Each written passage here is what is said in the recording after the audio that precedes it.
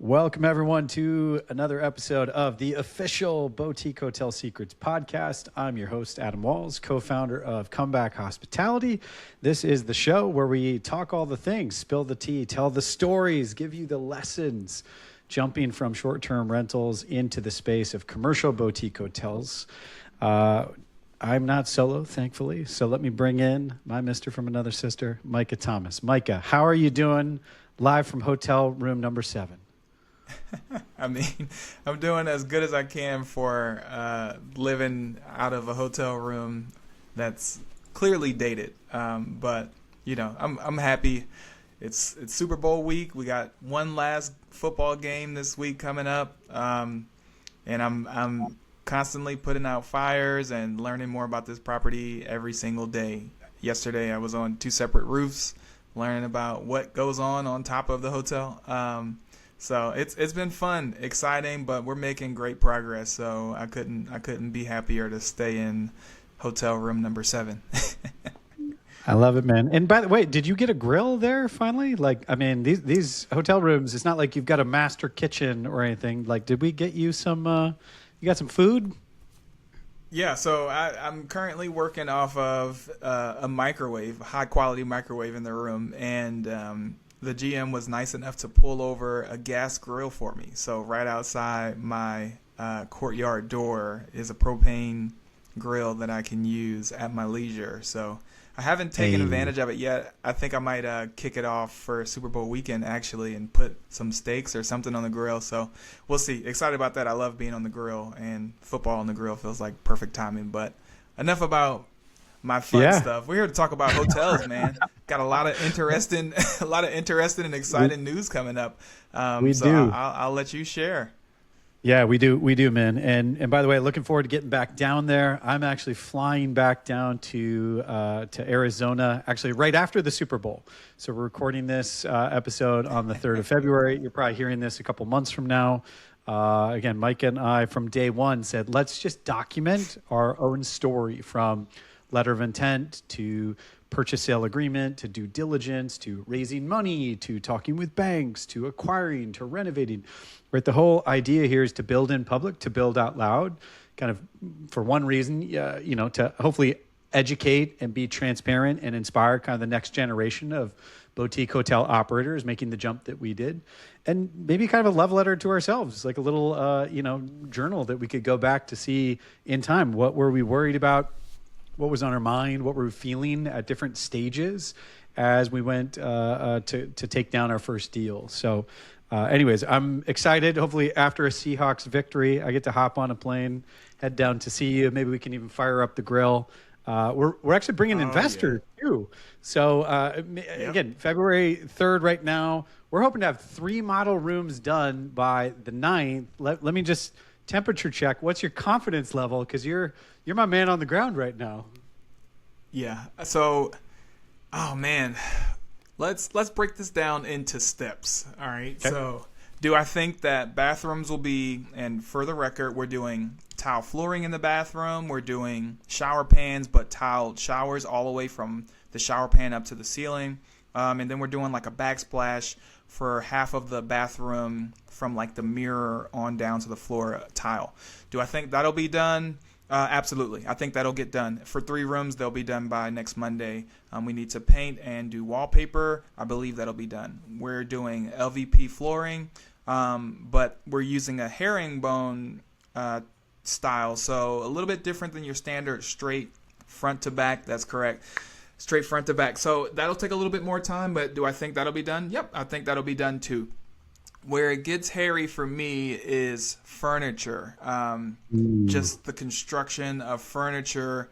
I think some things will be done, and maybe not for other things. And, best case scenario, it all gets done. They work through the previous weekend, and best case scenario, they work through the next weekend into Monday as well. But what I will say is, even if the entire model room for these 3 rooms aren't done, we will have a very good picture of what it will look like pretty much being finished. It will be very close to finish, if not finished, by the time you as well as investors get here. And just to give a little bit more context, not only do we have investors and you come in, we have a potential investor come in as well. We got about $200K left of allocation in this raise, and there's someone who's so excited he wants to see the project for itself before he invests. So very excited to walk him through an old room, through a room that is truly gutted and not even a tub or toilet or sink in the room, and then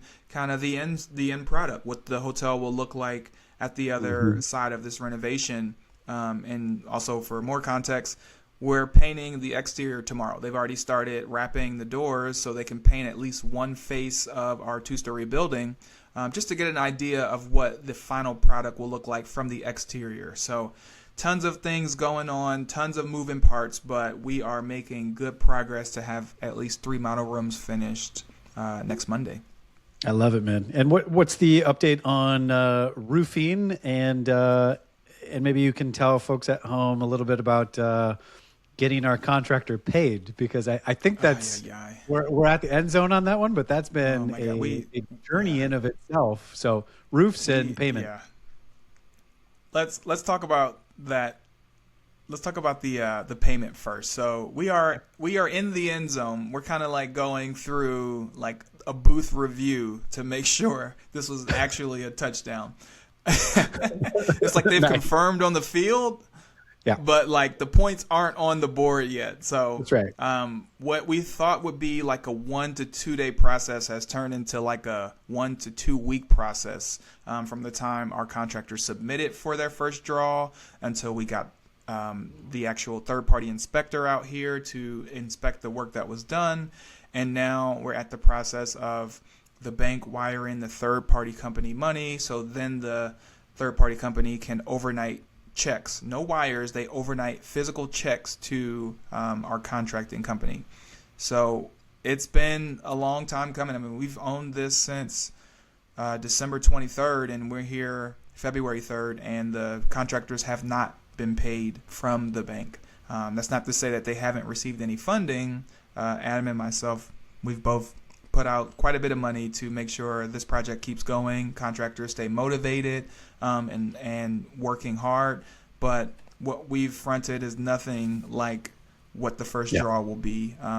And that's the first part. And then I'll move on to roofing, because we have a small amount of roofing to buy, something along the lines of $48,000 of roofing material that needs to be purchased.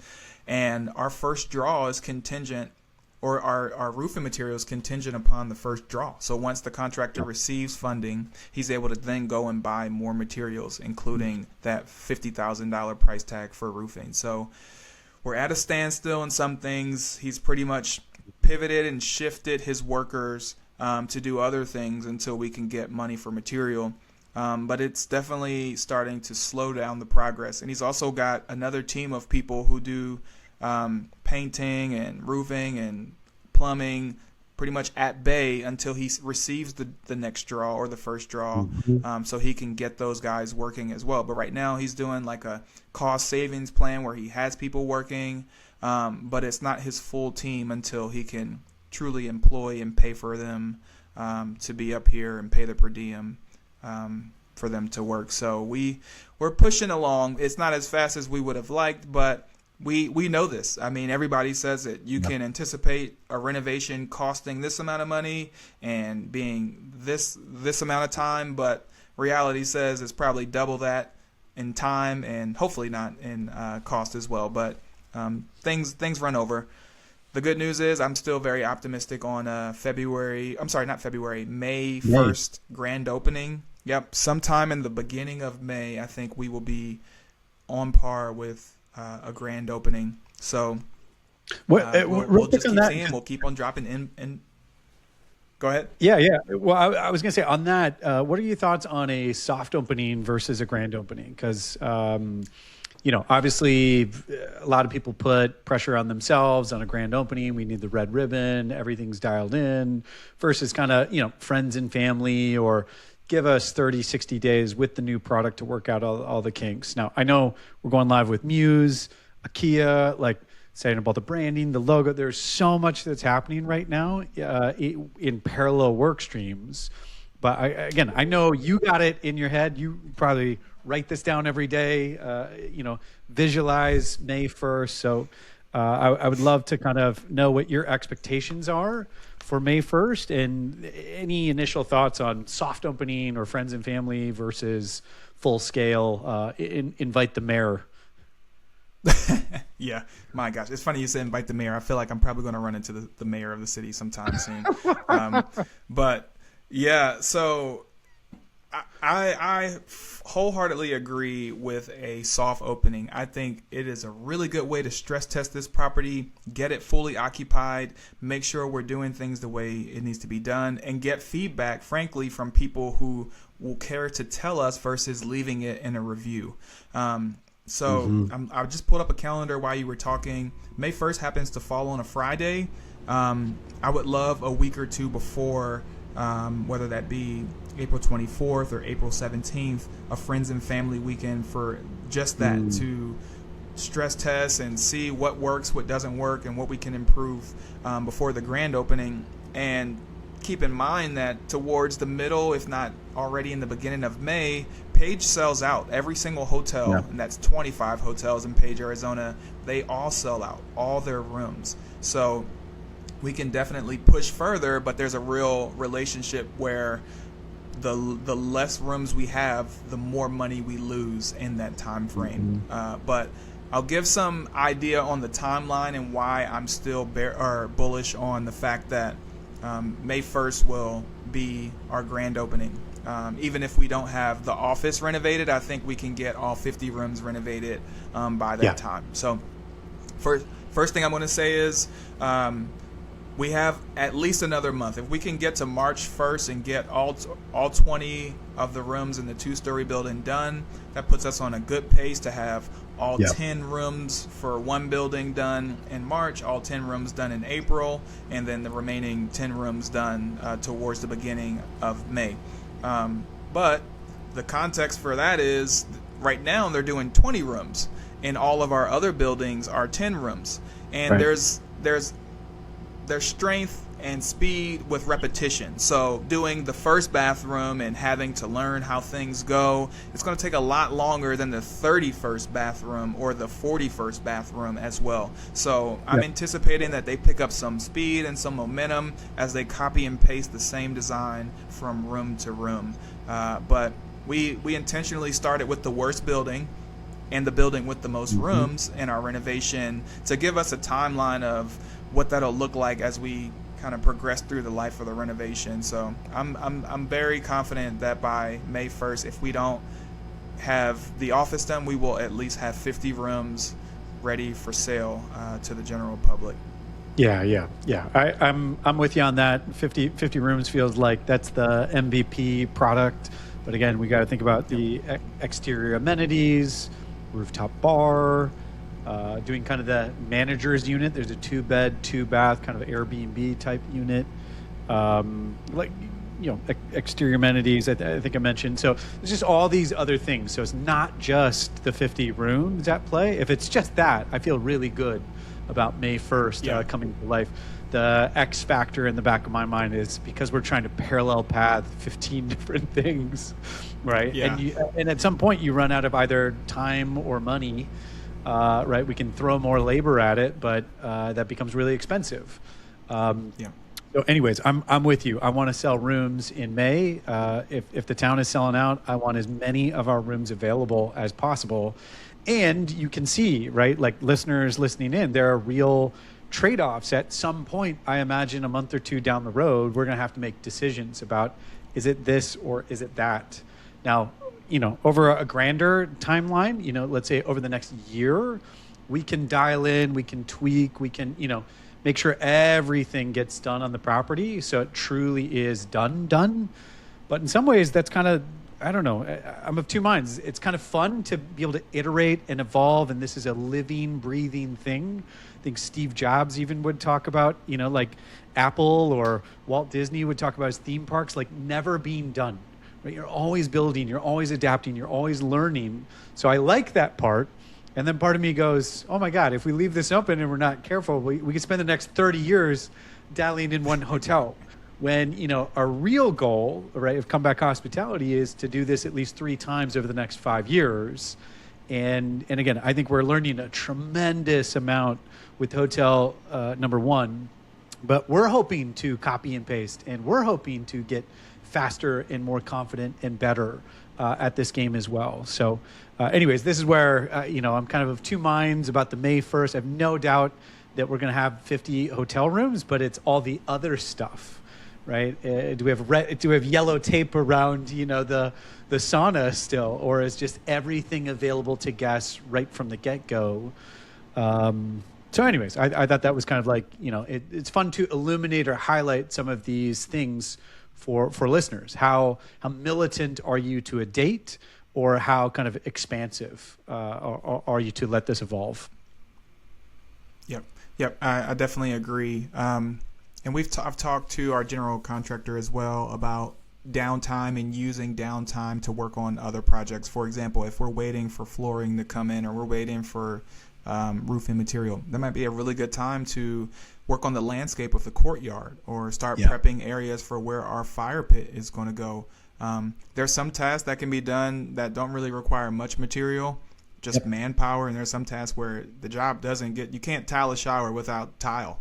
I mean, you just need it. So I guess I'm trying our best to optimize manpower and work. And like you said, you can have 40 people here, but at some point it just gets too expensive. So you have to find that happy medium where you have enough manpower to get it done in the time frame without going over budget. And these are just, I make fun of it in my TikTok videos all the time. This is decision number 3,622 that we've made, and we've only owned the hotel for 33 days, so there's just so many decisions. There's so much more. Like, you can underwrite, you can look at marketing, but these are real decisions that don't show up in spreadsheets, or will never show up on a direct booking page, but they need to be made every single day. You need to make decisions like this to make sure your business is functioning the way it needs to. So just a little bit of insight behind the scenes. You pull back that curtain and see what's happening. It's not just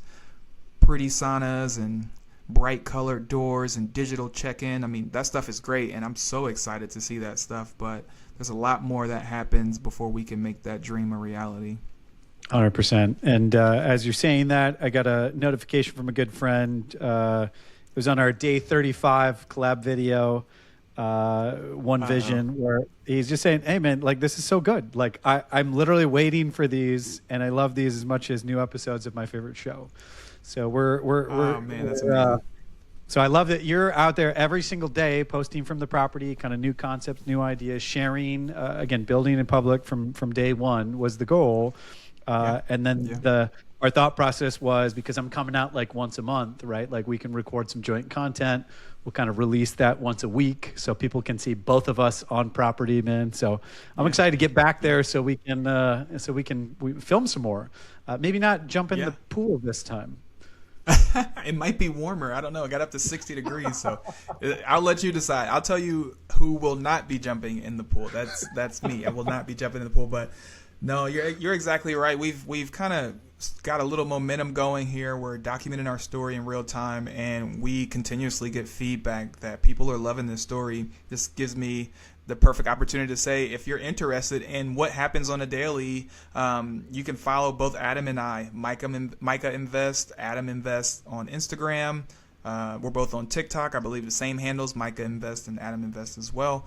So if you want more than just podcast episodes talking about behind the scenes of real estate, you want to see the day-to-day, what it looks like at the actual property, you want to see Adam taking a cold plunge at the Wesley Hotel, be sure to follow us. Give us a follow and comment with your ideas and suggestions as we build what I like to say is the #1 hotel in Page, Arizona. Absolutely, man. So it's been a blast watching it, creating it. Even this, right? We've recorded probably 20 episodes at this point in time, and maybe this is even a good point in time to say that when you put yourself out there, good things happen. And I would say from the very beginning, Mike and I kind of committed We were going to do weekly podcasts for 2 years. We wanted to tell the story of boutique hotel secrets as students, people that met in the mastermind that were getting great wisdom, coaching playbooks from people that had hotels, but we didn't have a hotel. So we didn't really feel like credible narrators, if that makes sense. We wanted to tell our own story, but it felt, I don't know, a little presumptuous for us just immediately to jump into the expert chair and say, like, listen to us. We know what we're doing. But I would say absolutely, Micah, because of our persistence, because of how we're engaging in the school, because what you're doing every day on the property, and because we've been recording these podcasts for months now, the one and only Mike Sjogren has paid attention, and he actually pulled us to the side last week. Do you want to share a little bit? Again, I don't want to like reveal anything crazy, but like this is an example of good things happening when you put yourself out there. I thought this would happen 2 years from now, and this is literally happening, 2 months after we bought a hotel, which is crazy. Yeah. Well, I'll lead with saying I don't think either of us thought we would be like content creators or like just in the forefront of like the community, but we put ourselves in a very vulnerable space, open to criticism, and then we committed. I think that was a really big thing we did. Every single week we're going to record podcast episodes. At some point you bought me a Rode mic and it was like every single day now I'm just going to go out and document. Nobody can see this ever, but we know we committed to it and we'll do it. And it's the exact opposite. It seems like we're getting tons of attention and attraction to our property and our story and the whole nine. But yeah, like you said, we had a really good conversation with Mike Sjogren last week. He pulled us to the side. Very excited, very happy with what we're doing, and really just proud of us. We didn't really mention this, but we earned the Perseverance Award because of how much we pushed to make this deal happen and how much we continue to show up. And he, without a doubt in his mind, would right there on. There you go. I got to pull it out for anyone watching on YouTube. Okay, continue. Sorry. Yeah, what he's showing right now is a what do you want to call that? An award. It's a glass award that literally says 2025 Perseverance Award that we ran, or we won, I should say. So, yeah, Mike Sjogren basically said he loved what we're doing. He's so happy that we're continuing to record, and he's hearing not only from himself, but also from other people in the community talking about what we're doing. And he would love to make us the official Boutique Hotel Secrets podcast hosts. So, very excited. He even mentioned he'd be open to coming on once a month, which I'm stoked about because he's got a deal of his own going on, and he's got so much knowledge and wisdom to bring to the space. This is somebody that both Adam and I look up to. So what better way to learn from one of your mentors than to have them on the podcast once a month to not only talk about things he has going on, but also the way things should be done. I think he's on hotel number 4, and this is brand new ground up construction. I don't think you get to 4 hotels if you don't know what you're doing. So somebody like that in the space, I just want to be a sponge and soak up as much knowledge as possible. So excited to be now the official host of this podcast, and so excited to be able to host him every single month. So interested on your initial thoughts and feelings now that we have that information. Well, it's incredible. And again, I knew that we had committed to each other to tell the story and go from 0 to 1. But just like you said, I did not envision, I did not, I don't know. I someday wanted to maybe move or make the switch from like student to teacher. But I think the speed has completely surprised me. And I obviously feel very honored. There's a little bit of a responsibility that comes with that. He's got a big audience, a big following. I mean, he is a thought leader in this area, one of the biggest. So, but if we can be a vehicle for him to tell his story, to help people participate in the Outer Banks project, or just to attract more people, right? Honestly, I think there are thousands of people that do Airbnb or short-term rentals kind of on the side, but they've got a W-2, they've got a family, like they're kind of, I don't want to say stuck, but even myself and my wife were incrementally making some moves, but we were kind of plateaued and capped. And it wasn't until I lost my job, right? I got laid off out of the tech workforce that, again, I could make a decision, like you say, like, hey, I'm going to bet on myself for the next year. Let me just wake up every day and try and push the ball forward, right? Some of the things I have some proximate experience from running short-term rentals, but some of this is brand new stuff. But bet on yourself, get around people that have done this before, get into a community, soak up as much as you can, give back where you can. I just think of this as this big daisy chain where there are definitely people, lots of people ahead of us, but there are many, many more behind us. And so we have an opportunity to reach down with a hand and help people up just one step at a time, and look to our mentors and people ahead of us. So, man, it's just happened faster than I thought. It's kind of a dream come true.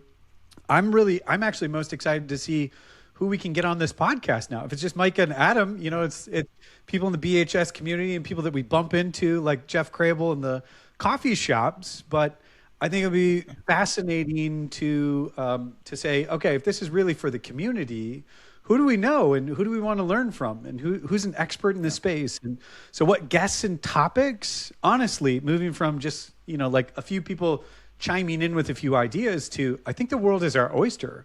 If there is anyone in this space that we want to learn from or talk to, I think it's just a matter of time and putting some attention in. So that's quite frankly the most exciting thing to me is who we will get to meet over the next 2-3 years, just as a byproduct of making this decision to hop on the mic and tell our story. Yeah, I love that. And that's exactly right. Like, the world is truly our oyster, and this is now a platform where we have a voice, and we can not only interview and learn from others, but we can also educate listeners. And I think that was one of our main focuses and reasons for starting this podcast. We want to tell our story, but we also want to help others and teach others what we've gone through so they don't have to go through the same thing.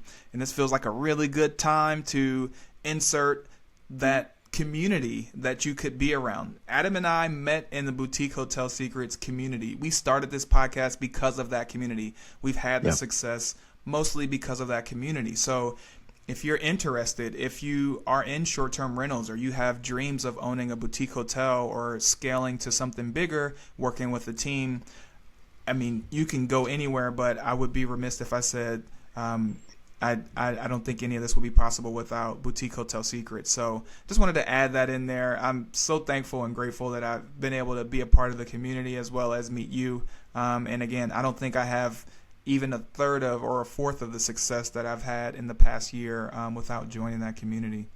Well, and I got to quickly, if anyone's looking at home, this is Lorenzo Mercado.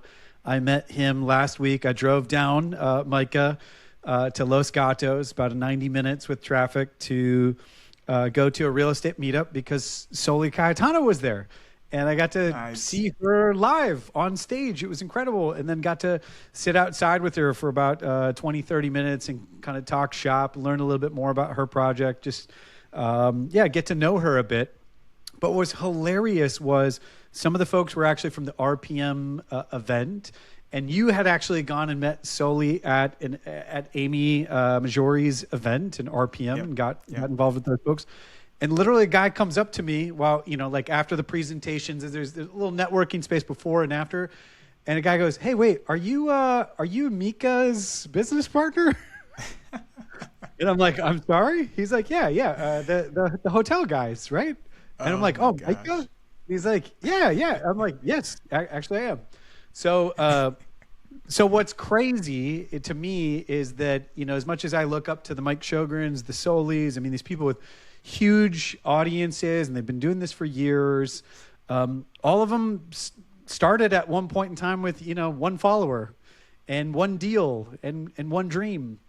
And so, we are documenting 0 to 1.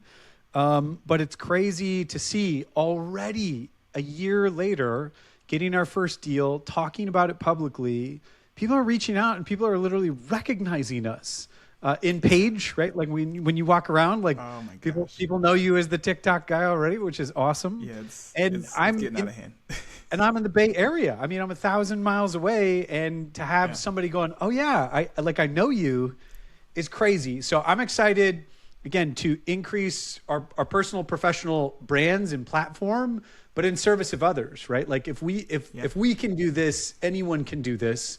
And absolutely, there is a community. So if you want to learn more about BHS, we'll take a look at the show notes. We'll make sure that there's a link in there if you want to schedule a call with Micah or myself or someone else, just to find out if this would be a good fit. Again, it's a little bit of a financial outlay, but honestly, if it were free or if it cost $50, you'd probably forget about it. I can't tell you how many webinars I sign up for that are free that I think sound interesting, but then my life gets in the way. And I'm too busy. But guess what? All of a sudden, when you pay tuition, you show up to class. You want the A+ on the test. And you want to make sure the teacher's proud and that you're putting in the work so that you can be successful. Because to me, it was a very binary decision. This was a good bet if I got a hotel. And lo and behold, almost exactly one day or one year later, almost to the day, I went from not owning a hotel to getting educated to under contract to December 23rd owning a hotel with a guy that I met on the internet. So what a ride, man. Oh, man, that never gets old. Never gets old. But yeah, I mean, I couldn't have said it better. You're exactly right. There is something that is real. It sits deep inside you, especially for me. If I'm going to pay tuition to learn to do something, and this was something that I had.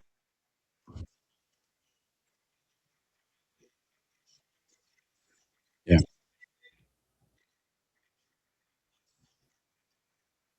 Mhm.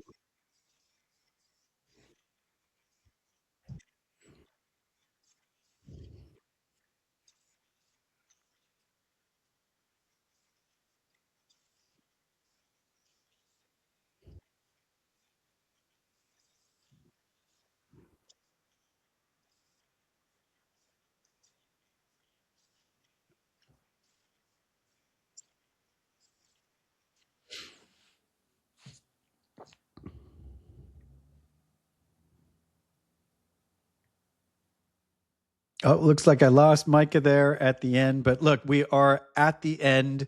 So again, thank you for tuning in for another episode of the official Boutique Hotel Secrets podcast. If you want to learn more, please reach out. Don't be a stranger. And until next time, we'll catch you soon. And that's the pod.